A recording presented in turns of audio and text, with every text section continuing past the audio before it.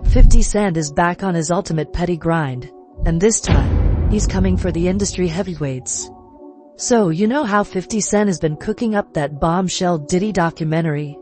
Well, let's just say it's about to send shockwaves through the entire entertainment world like never before. Word on the street is that this isn't just some regular tell-all. Oh no, this thing is loaded with receipts, behind-the-scenes bombshells, and secrets certain folks are desperate to keep buried. And get this, some big names are already working overtime, pulling strings left and right, trying to shut it down before it even sees the light of day.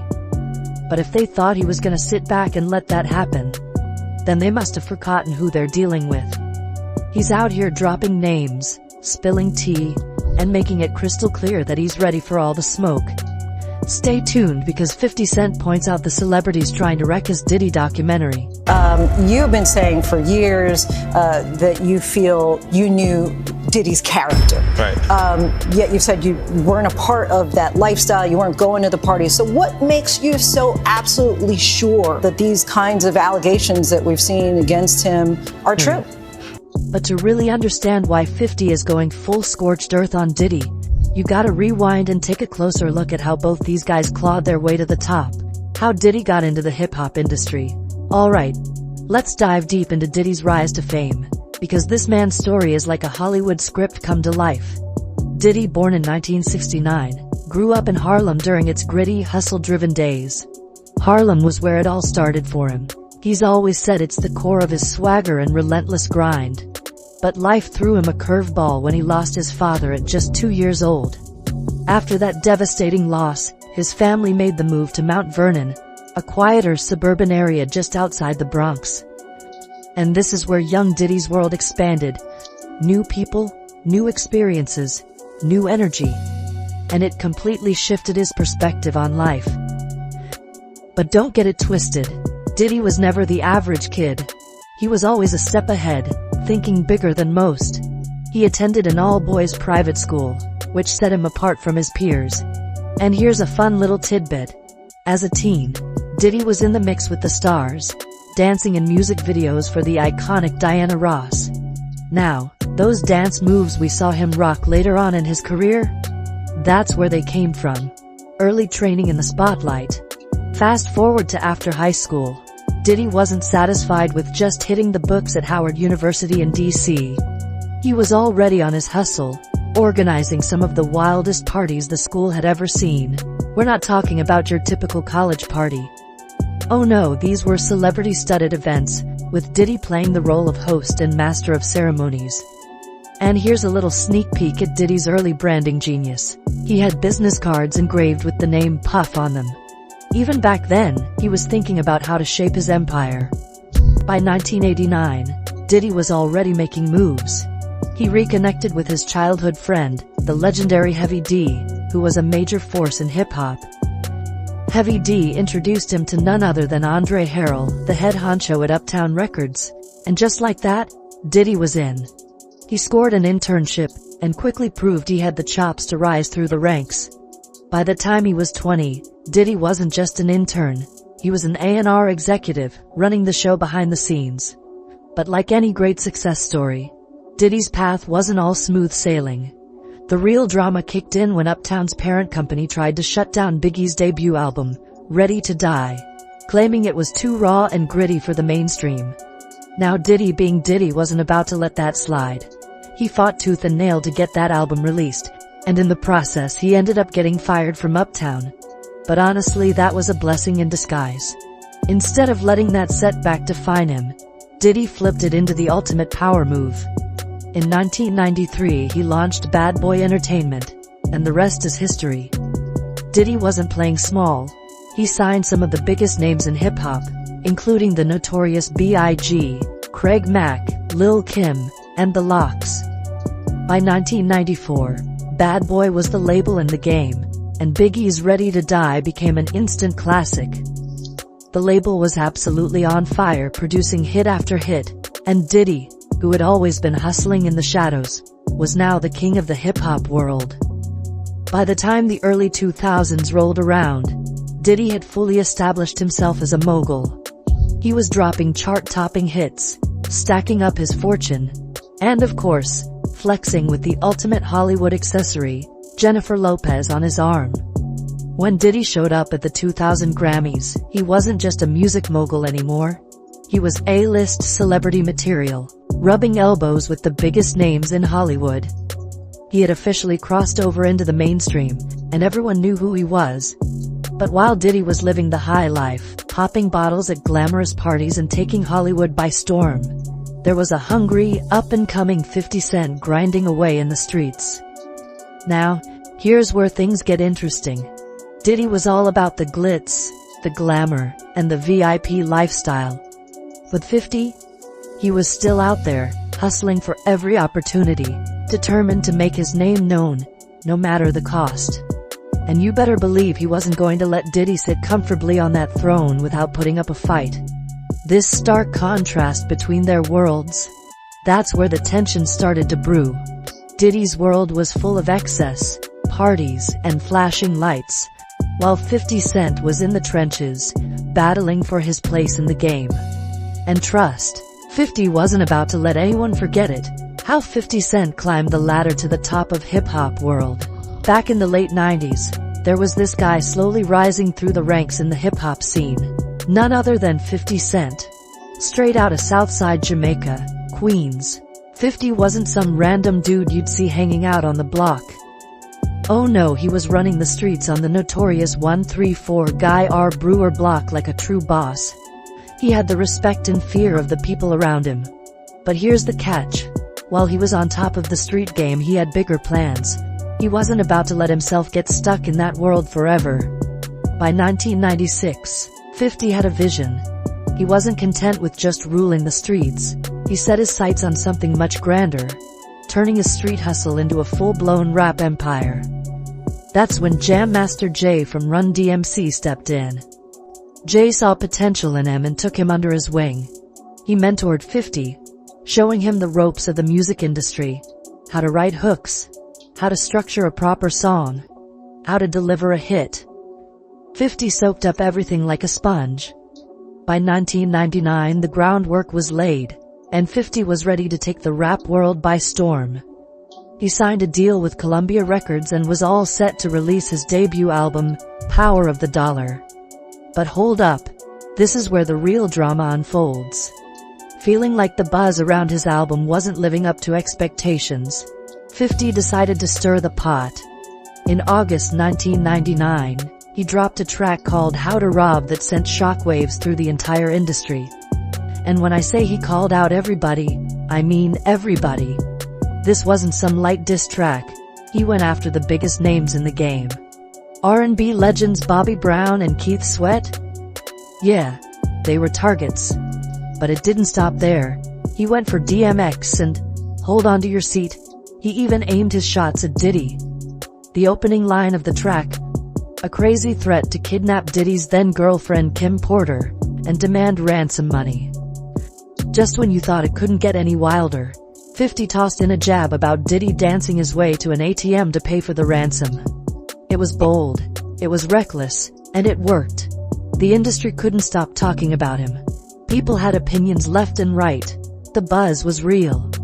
But as the buzz hit its peak, things took a turn for the worse. In 2000, 50 dropped Ghetto Quran, and let me tell you, that track opened up an entire new level of drama. He didn't hold back at all.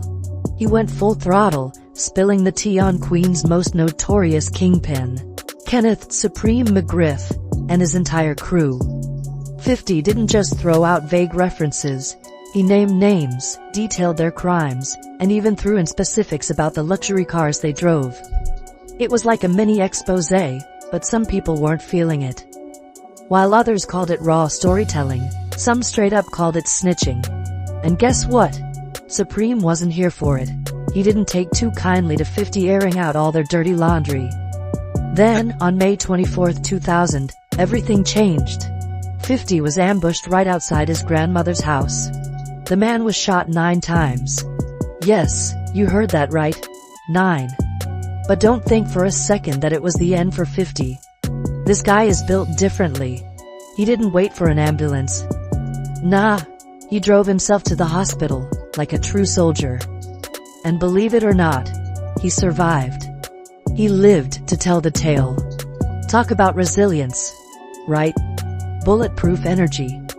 However, despite surviving the shooting, his career took a huge hit.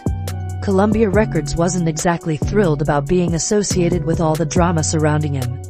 So what did they do? They dropped him. Just like that. His album, which had so much potential, got shelved and never saw the light of day. That was a major setback, but we all know 50's story doesn't end there. He may have taken a huge blow, but the saga of 50 Cent was just getting started. The 50 Cent and Diddy drama. Alright, let's really break this down, because this tea is piping hot. By 2001, 50 was back in the studio, focused, hungry, and ready to make moves. And guess what? Diddy, surprisingly, wasn't holding on to any past drama. He had bigger things on his plate. Enter Jennifer Lopez, who apparently had this genius idea. Why not have 50 write for Diddy? Sounds wild, right? But 50 was all in. He later even claimed that he wrote the hook, and Diddy's entire verse for Bad Boy's hit Let's Get It, featuring Black Rob. And if you really listen, you can definitely hear that classic 50 Cent swagger all over the track. But here's where things get juicy. Even though he was technically working with Diddy, 50 wasn't suddenly about to become his BFF. That just wasn't his style. In 2002, just a year later, 50 took shots at Diddy again. This time on Get Out the Club, where he called him a trick and even threw some shade about Diddy still being salty over J-Lo. Messy, right? But here's the kicker. Diddy didn't even respond. Not a diss track, not a shady interview, nothing. He probably just brushed it off as 50 being 50. Now, despite all that, Diddy still saw potential in 50. According to Tony Yayo, Diddy even considered signing 50 to Bad Boy, can you imagine? But that deal never made it past the conversation stage. And why? Well, Diddy didn't want the smoke that came with 50's Ghetto Quran track, where he spilled all kinds of street secrets. That song had some serious heat around it, and Diddy wasn't about to bring that drama to his label. Looking back, passing on 50 might have been one of Diddy's biggest missed opportunities. But let's be real. Even if they had teamed up, knowing 50, things still probably would have gone sideways. That's just how he operates. Now fast forward to 2003. 50 Cent is huge. Like top of the rap game. $1 million record deals. Chart-topping hits. Huge. And Diddy? Still running things. Still making boss moves. For a moment, it seemed like they were both just focused on their own empires. No drama, no beef, just money moves. But let's be honest, peace never lasts long in hip-hop. And the real drama popped off at the MTV VMAs on August 28, 2003. So picture this. Diddy's on stage, presenting the award for Best Rap Video. And guess who wins? None other than 50 Cent for In Da Club. Cool. You'd think this would be all love, right? Like, smiles, daps, congratulations. Nope. Sure, on camera they played nice. They even had Eminem with them, and it looked like they were all just vibing. But behind the scenes, the tension was real. There was this unspoken rivalry between them. Like they were two kings in the same kingdom, both trying to claim the throne. And then, later that year, things got really weird. The two of them ended up at Chris Lighty's wedding. Now, if you don't know, Chris Lighty was a major power player in the industry, and close with both Diddy and 50 Cent. So naturally, they were both in attendance. But this is where things took a turn. According to 50, Diddy made this super bizarre offer at the wedding. He straight up told 50 that he'd take him shopping, and not just, hey, let's go to the mall. No, Diddy apparently said he'd pay for everything. Now 50 Cent was thrown off. Like, what was Diddy's angle? Was this just Diddy being generous? Or was he low-key trying to flex like, hey, let me buy you something, little bro? The nigga Puff was like, yeah, like first he was amping him to get style. Then he was like, yo, when we gonna get the chance to, to kick it. Like, we could just hang out, nigga. We gotta kick it. This is Puff. Okay. He telling me we gotta kick it and shit. And he was like, yo, why don't we like go shopping or some shit? I mean, like, I pay for it. And I was like, what the fuck this nigga just say? I got the fuck away from him because I was like, this nigga, fucking, this nigga just tell me he'd take me shopping. And this is shit that goes on. Because it's a little fruit pie. It's a fruit pie. It's a fruit pie, trust me. You see these little weird ass pictures and shit like that out there, sitting out there for no reason. Like, you don't see accident pictures of me like kissing niggas. Like, that doesn't happen by accident. You know what I'm saying? Like, I'm telling you. I'm telling you. Look, later you gonna find out a little shit that I be saying. You understand what I'm saying? Man, listen, I'm trying to tell you the truth. But the truth, sometimes it hurts. Right. It hurts people and they don't want to hear that shit. But I'm trying to tell you, nigga asked me, could he take me shopping? And it fucked me up because I'm looking like, what the fuck did this nigga just say? I want to take you shopping. I got a bankroll out this motherfucker. I want to take you shopping. Why? Because when you walk around looking so motherfucking good, I'm going to feel like, God damn it, that motherfucker with me. That's all I want to do. That's all I want to do. But when a nigga tell me he want to take me shopping, what the fuck is the matter with this nigga? Stuff out my mouth that's just not maybe, adding up to with somebody who's homophobic, but I'm not homophobic and I really don't, care. You know what I'm saying? But I'm bad at the game and it's probably hilarious. I would love to see it. I would love to see the video compilation. It's hilarious. 50 came up here and he was giving you flack for the asking Fab to party. So he'll ask you to play the clip, man. Yeah, play the clip. Go ahead. Why won't you party with me for your birthday, man? We partied for my birthday before. You came to my party. No, but me and you ain't never really party, you know what I'm saying? I asked 50 about that. And he said you did the same thing to him. You asked him to take him shopping. Yeah. I thought he needed some clothes. What? I'm a nice guy. Yo, why are you and Fif just... Hey, yo. Why y'all not... Hey, yo, I don't have no beef with I don't know why. With Fif. He loves me. He loves me. Do y'all really can't have see a it? beef? I mean, y'all can't see it. No, we can't see it. Y'all can't see that he loves me? But see... You really think that's hate? When you really break it down, you've been out here a long time. You know he loves me. I don't think he like you. You know he loves me. I don't think he like you. Okay. But why not? Y'all both passionate. Y'all both... I don't know. Check this out. I don't know. Like y'all both the same. No, we are not. Okay. We are not the same. But I mean, we are not cut from the same cloth. Work hard. Yeah, and I mean, I respect that. I don't never hit him with no, nothing. I don't even think of no other man. Besides, if I'm thinking about another man, I'm thinking about uplifting. I'm not thinking about all that. All them gnats, they can't really touch me. Y'all, at the end of the day, y'all see and y'all know what it is. The track record. Y'all know the business acumen. Y'all know the community service. Y'all know what I'm about. And when he does that, it's like funny to me. I don't really take it personal. I know he has a different sense of humor, and he's just not in my life. We don't have to never cross paths, and I will never say nothing negative about him, because that's just not me. So, at the end of the day, was Diddy just being friendly? Or was this some kind of power play, trying to subtly remind 50 who the real boss was? Honestly, we may never know for sure. But one thing's clear. Whatever Diddy's intentions were, 50 Cent did not like it.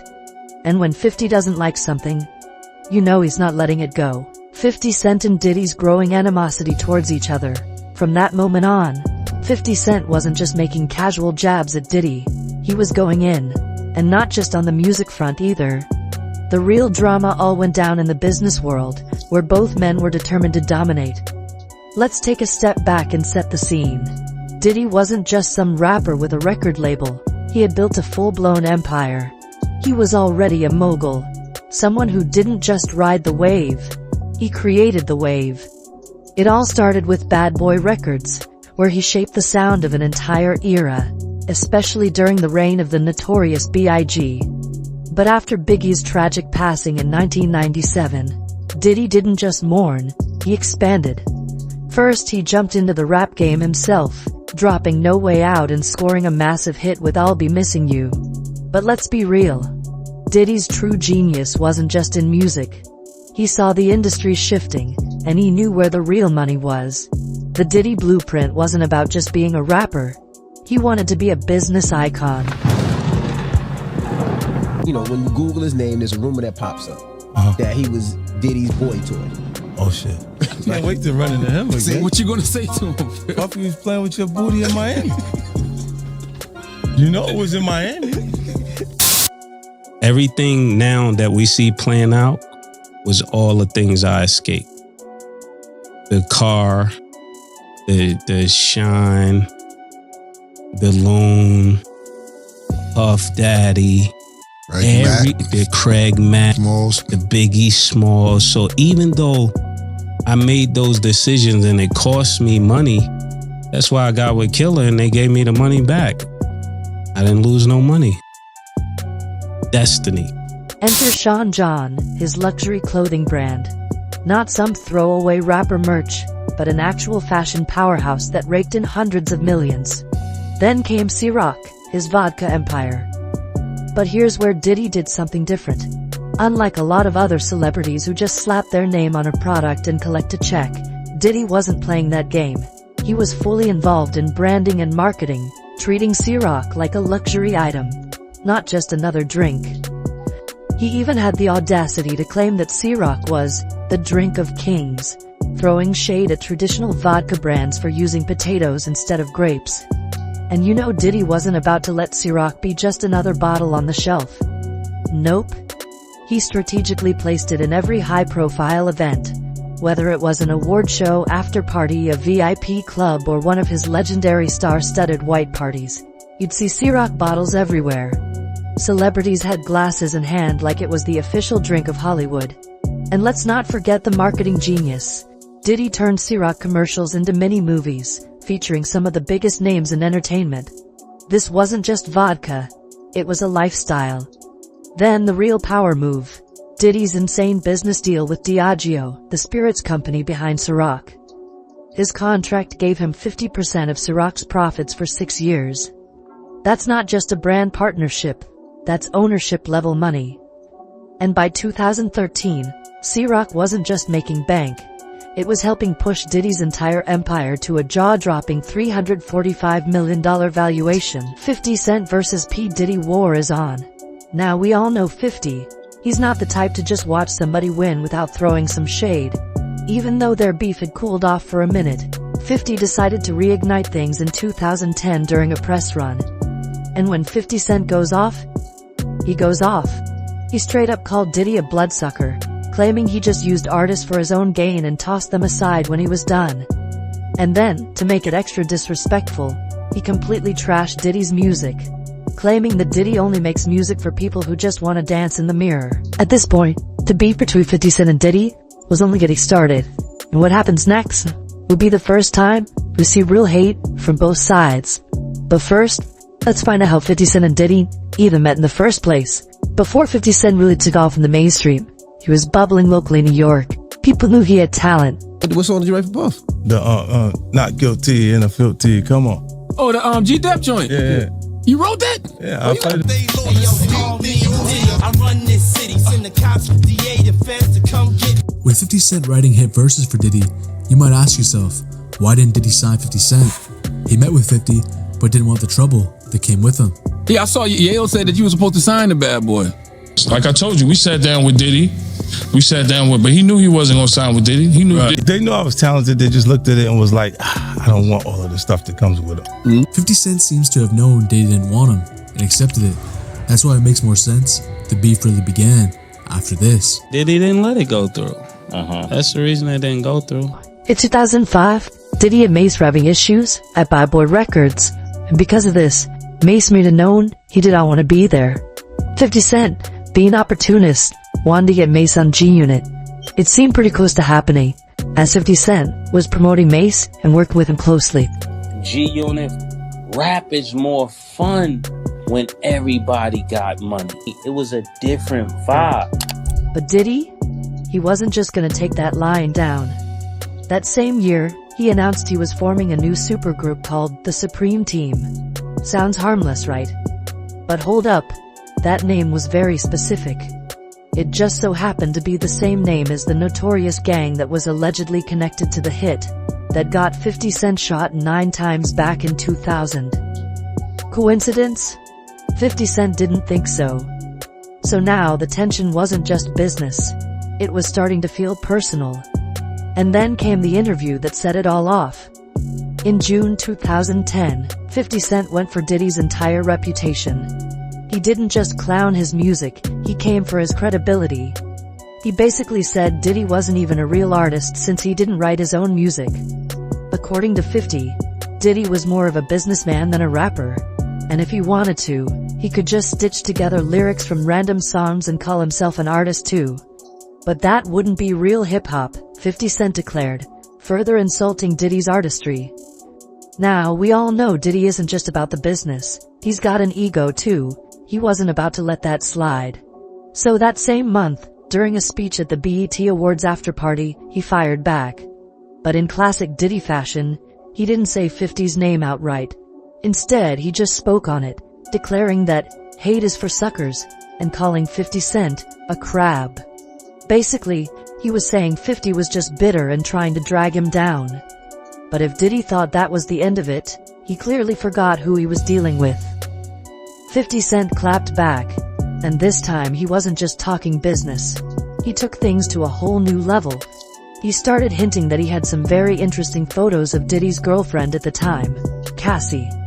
And not just regular photos. We're talking compromising ones. Then he doubled down, claiming there was an entire freak-off video that was allegedly way worse than what had already leaked. 50 Cent's Netflix documentary about Diddy. Remember when the streets were buzzing with whispers about an explicit tape of Diddy and Cassie floating around? And guess who got his hands on some very interesting photos? Yep, none other than 50 Cent. Being the messy king he is, he actually called up Diddy like, "Yo, is Cassie really your girl?" And when Diddy confirmed it, 50 hit him with the receipts. Sent him the photos right then and there. Now you'd think Diddy would be furious, but nope. He actually thanked 50 for the heads up. That's when 50 had a light bulb moment. It wasn't Cassie who wanted those pictures taken. It was Diddy all along. And according to 50, this was just another example of Diddy's manipulative ways. Now let's talk about Diddy and his questionable behavior when it comes to women. Over the years, there's been no shortage of accusations against him. Everything from being controlling and downright mean in relationships to fostering a toxic party scene where intimidation and exploitation were just part of the vibe. I feel really sad for the women, but I'm happy that they're free. Everyone that's coming out, I'm happy that they're free because they had to hold on to a secret that they may have seen shrinks for years and years and years. So I'm just happy for them, and I believe that things will change. I'm not going to allow people to take my freedom. Only freedom I have is freedom to be me, freedom to do me, freedom to move around the way I want to, say what I want to, and not let you put me in a box. Comb threatened and coerce victims to fulfill desires, protect his reputation, and conceal his conduct. Bad Boy founder and certified party boy Sean Diddy Combs is in deep trouble, and more of the people he previously considered allies are now turning against him. One such person being award-winning singer Mary J. Blige. So the big question is, was Mary part of the circus, or did she just witness it?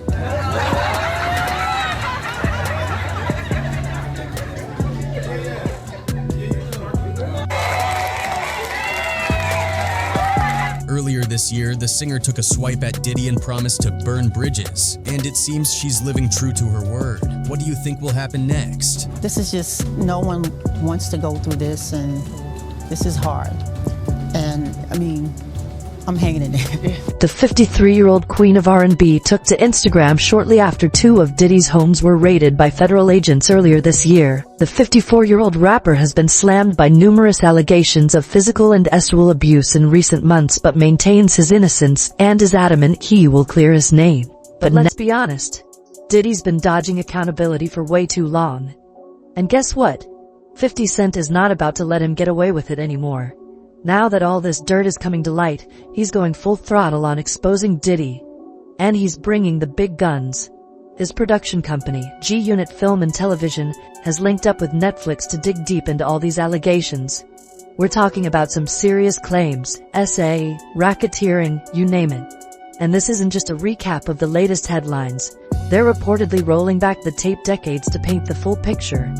This bombshell docuseries was announced right after Cassie hit Diddy with that lawsuit in late 2023, and Netflix wasted no time snatching it up in a heated bidding war. The working title? Did He Do It? Yeah, I know, right? It was set to drop in September 2024, but up to now we're still waiting on an official release date. Either way, one thing's for sure. This is about to shake the entire industry. Speaking of, in particular, Netflix docuseries that you've been working on, Did He Do It? Right. You've been saying for years that you feel you knew Diddy's character. Right. Yet you said you weren't a part of that lifestyle, you weren't going to the parties. So what makes you so absolutely sure that these kinds of allegations that we've seen against him are true? Well, I'm surprised by the allegations, as surprised as everyone else is. Like, I didn't make the allegations, I didn't tell people to say these things. It comes out, I see it in the news like everyone else, but I did feel uncomfortable with the way he would present the idea of going to these projects. To come party with me. Yeah. And then that swayed me away from it. Just that alone. All right, so you and Diddy, you and Puff cool? No, I don't really rock with him. Okay, damn, all right. I didn't know what that meant. All right, okay. But here's the thing. 50 Cent leaves for this kind of drama. If you think he's backing down, think again. He's always 2 steps ahead, and he knows the roadblocks are coming. But that's not stopping him. The goal here? To finally give a voice to the people who've been silenced for way too long. And don't get it twisted. 50 and his co-director Alexandria Stapleton aren't here to erase Diddy's influence in hip-hop. They know he played a huge role in shaping the culture. But at the end of the day, this is about accountability. And no matter how many people try to keep the truth buried, 50 is determined to shine a light on it. So what do y'all think? Is Diddy about to face some real consequences? Or is he gonna find a way to slip through the cracks again? Could this finally be the end of his reign? Sound off in the comments below, and let's get on it. Don't forget to hit thumbs up and subscribe to our channel for more updates.